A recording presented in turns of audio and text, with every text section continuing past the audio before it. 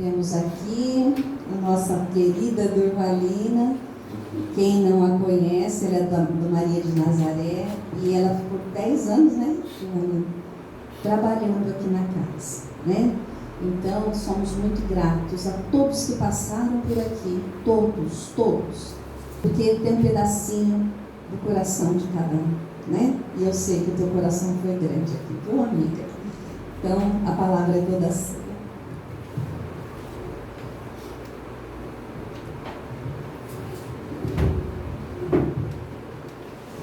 Boa noite.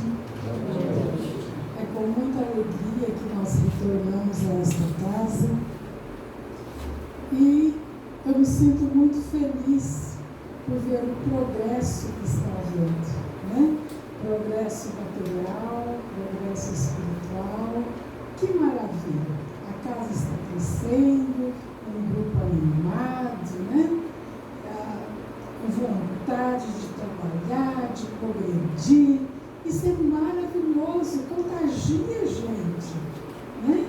Então eu me sinto muito feliz mesmo, e desejo para vocês muito progresso, muito trabalho em nome de Jesus, né?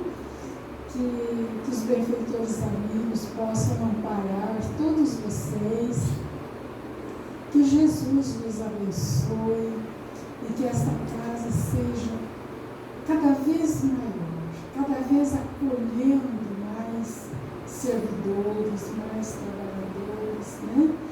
E que a gente possa, cada vez que vir aqui, sentir esta alegria que eu estou sentindo hoje. E nós hoje vamos estudar o capítulo 2 do Evangelho segundo o Espiritismo, O Meu Reino Não É Deste Mundo. Vamos refletir sobre o item 8, uma rainha de França, uma realeza terrena. Quando Pilatos perguntou para Jesus: Tu és rei? Jesus respondeu: O meu reino não é deste mundo. Se o meu reino fosse deste mundo, os meus ministros haveriam de pelejar para que eu não fosse entregue aos judeus. Mas, por agora, o meu reino não é deste mundo.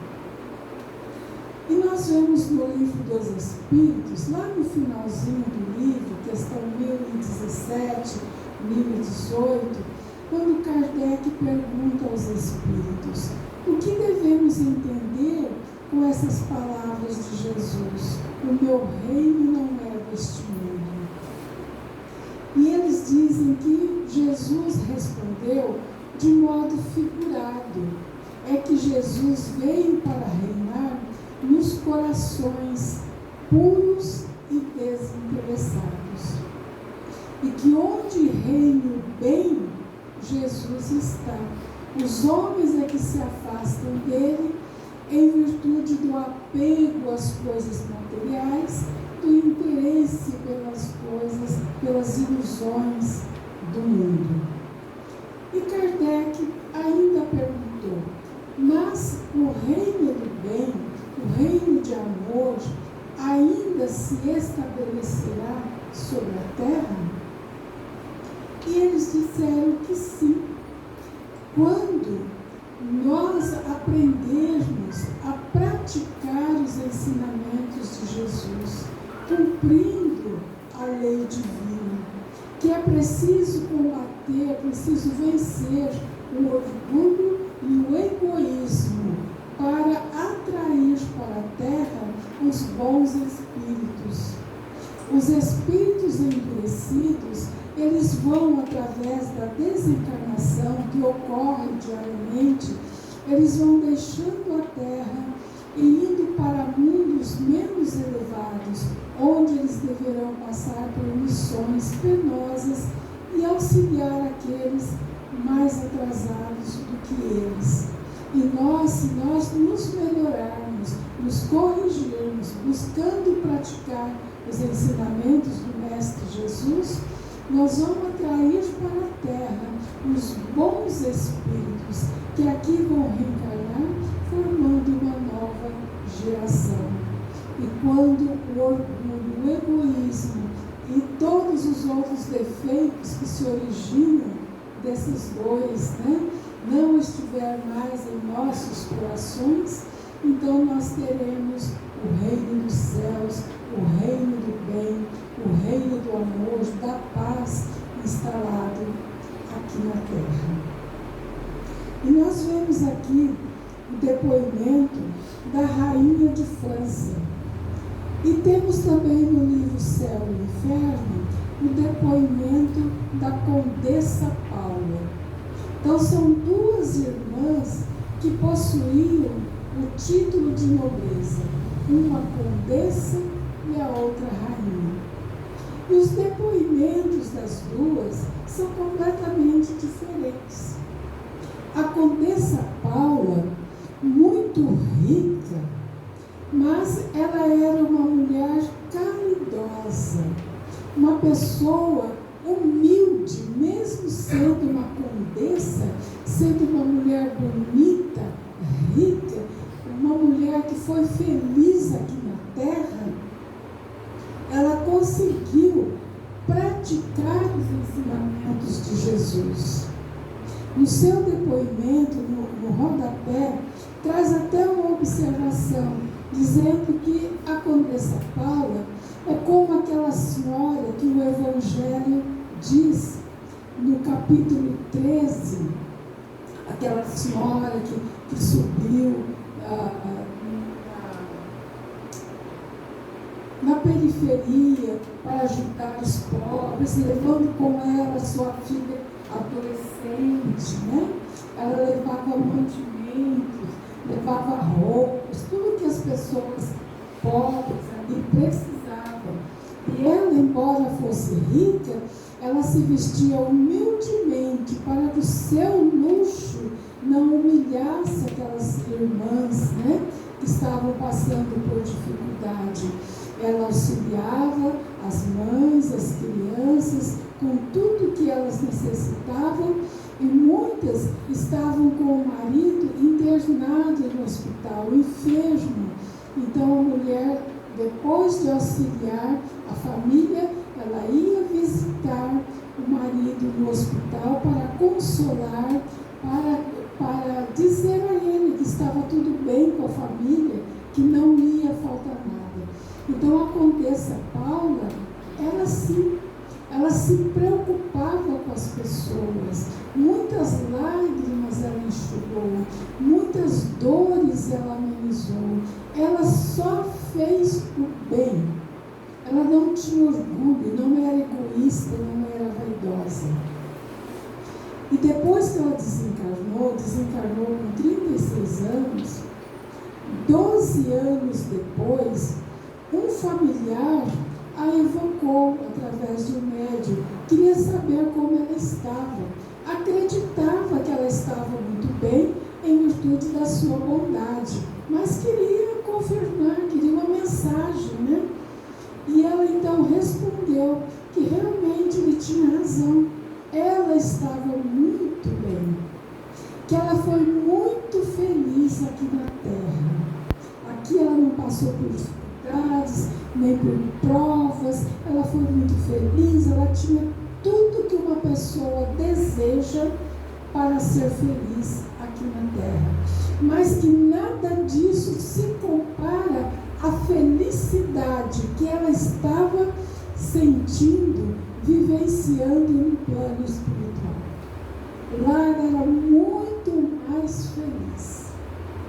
Ela vivia num lugar maravilhoso, ela descreve como é o lugar que ela está vivendo.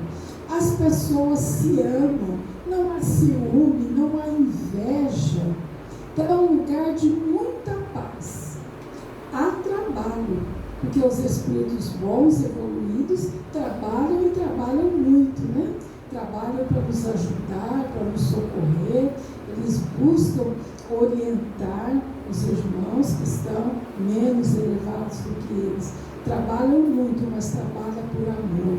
Ela disse que é um trabalho que não causa causa cansaço, nem fadiga, que é um trabalho feito com amor. Ela gosta do trabalho que realiza e ela está muito bem. Então, mas ela nos alerta. Ela diz também que não foi em consequência só da última reencarnação que ela conquistou essa felicidade.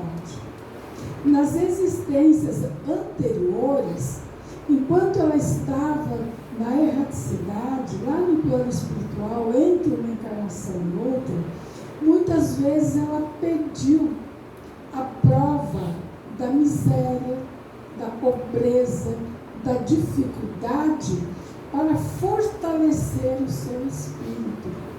Ela tinha consciência de que ela precisava se melhorar, das provas que ela precisava passar. Então, com a ajuda dos benfeitores amigos, ela escolhia suas provas.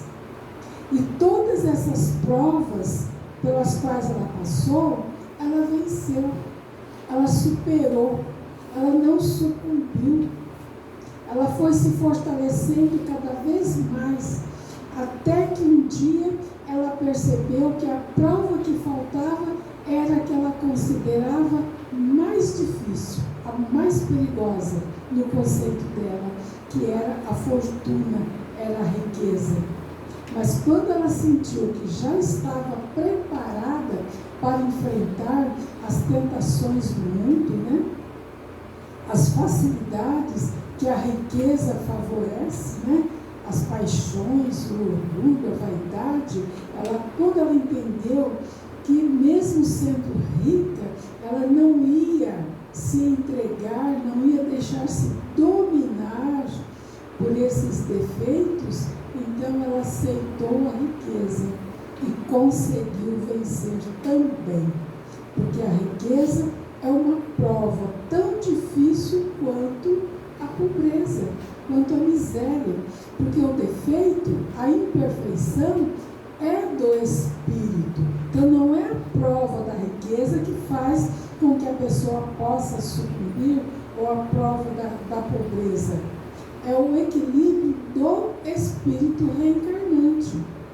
Se ele vem com a prova da pobreza, tem que ser resignado, aceitar as dificuldades, lutar sempre com fé em Deus, com paciência, aproveitar a pobreza, as dificuldades, a dificuldade financeira, como ela fez, como a Condessa Paula fez, para se fortalecer espiritualmente, E às vezes a pessoa, ela mesma diz que às vezes o espírito ele se precipita, ele pede a prova da riqueza, mas não está preparado.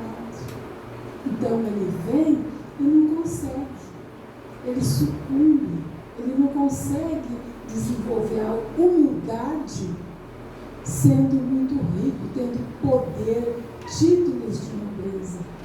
É uma prova difícil, Então, ela disse que a gente precisa estar preparado e se preparar diante de cada prova. Todas as dificuldades que nós passamos não é castigo de Deus, são oportunidades de crescimento, é para educar o espírito, é para que nós aprendamos e possamos evoluir espiritualmente.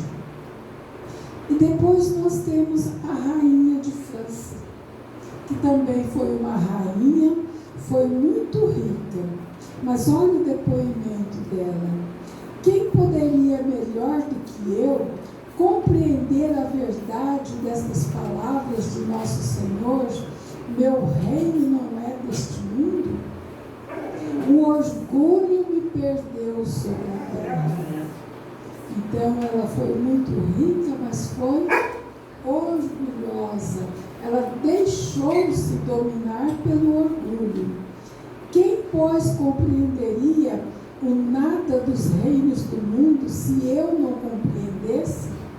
O que foi que eu levei comigo da minha realeza terrena?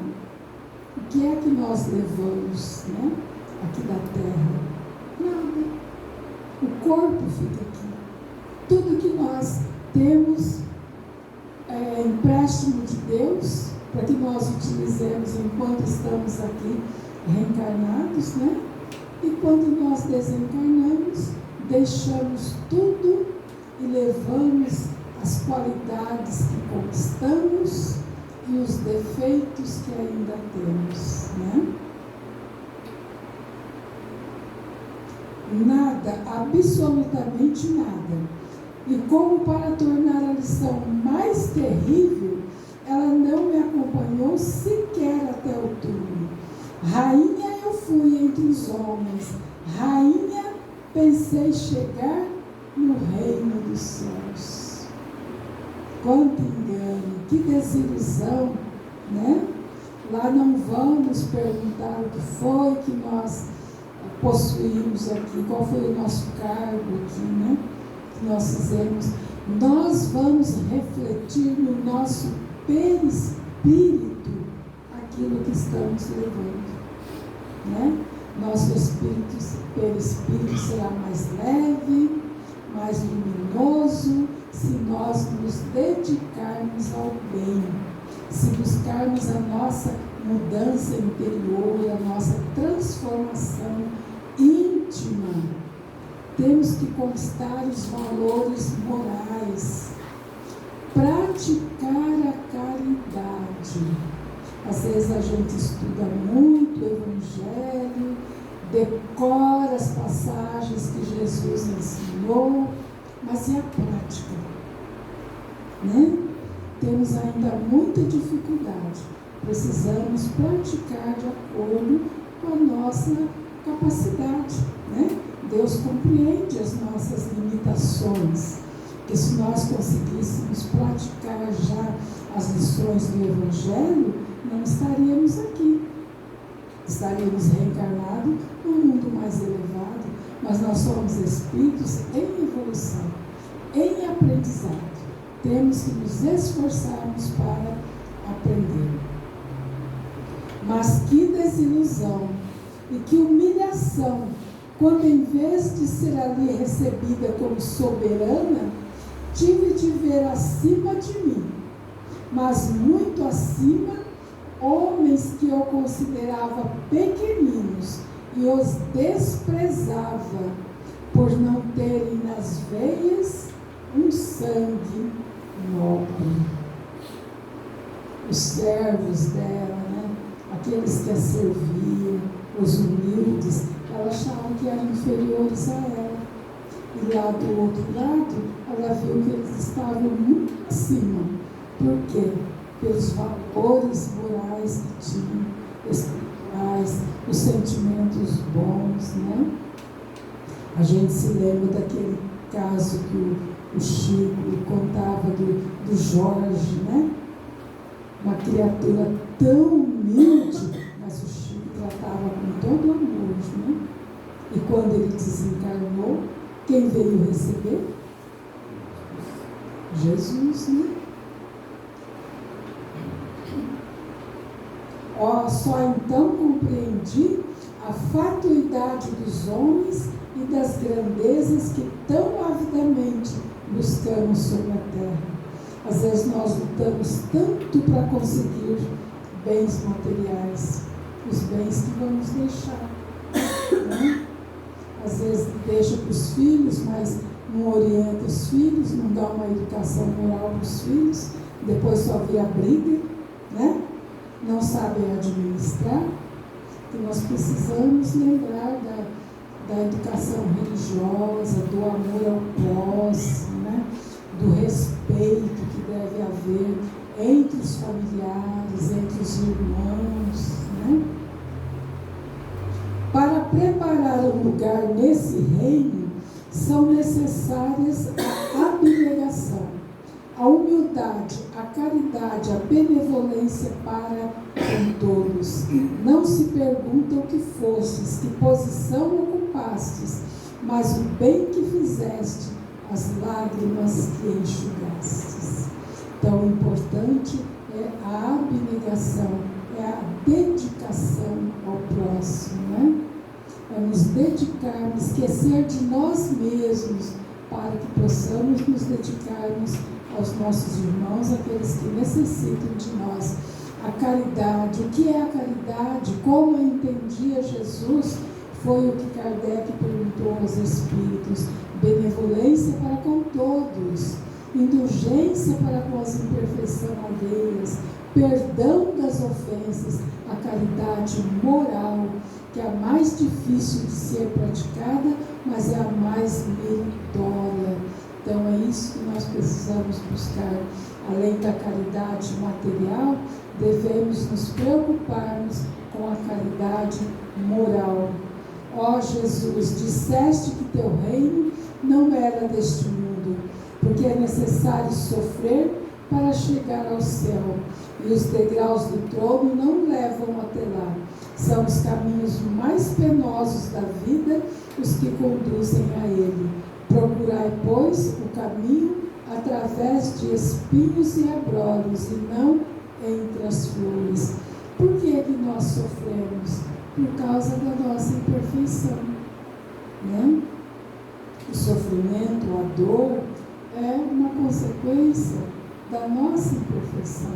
Nós sofremos as consequências dos nossos erros. Então nós ainda temos necessidade das dificuldades, da dor, do sofrimento, porque temos muito que aprender, muito que corrigir em nós. Os homens correm atrás dos bens terrenos como se os pudessem guardar para sempre. Mas aqui não há ilusões. E logo eles se apercebem de que conquistaram apenas sombras, desprezando os únicos bens sólidos e duráveis, os únicos que lhes aproveitariam na morada celeste e que lhes podiam abrir as portas dessa morada. Tende piedade dos que não ganharam o reino dos céus.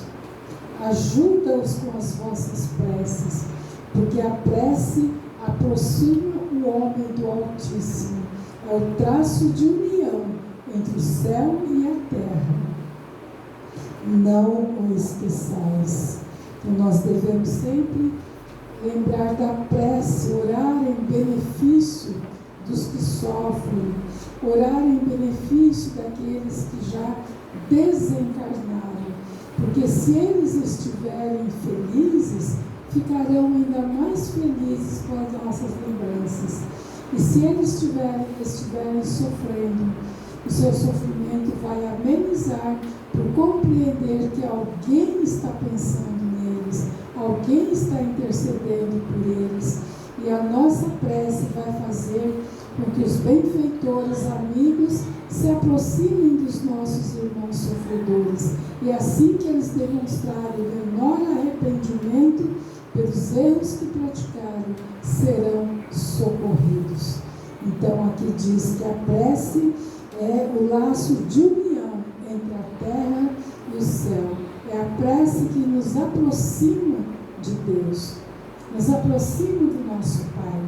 Então, sempre nas nossas horas de dificuldade, de sofrimento, devemos buscar esta aproximação do Pai através da oração, através da prece, conversando com Deus, conversando com os benfeitores, orando para agradecer os benefícios que recebemos, orando para louvar a Deus pela sua misericórdia, pela sua grandeza, pela sua bondade, e para pedir que nos fortaleça, que nos oriente, que nos intua. Quantas vezes nós nos sentimos cansados, desanimados, mas nós podemos recorrer à prece e pedir aos benfeitores que nos envolvam em vibrações de paz, em fluidos salutares. E depois da oração, nós vamos nos sentir reanimados, com mais coragem para lutar, com mais coragem para vencer. A água, nós podemos pedir a fluidificação da água, mesmo quando estamos em nossos lares. Podemos orar e pedir Nosso anjo guardião sempre nos auxilia. Os espíritos bons podem fluidificar a água para que ela sirva de medicamento para nós. Então Deus, na sua infinita bondade, não nos deixa abandonados, né? Nós sempre temos espíritos bons que nos auxiliam, que nos amparam, que nos assistem. Nós é que precisamos atrair para junto de nós os bons. Se nós alimentarmos pensamentos infelizes, sentimentos infelizes, vamos atrair aqueles que simpatizam conosco, né? Então Deus é amor. Vamos aprender a amar. E que Jesus nos abençoe hoje e sempre.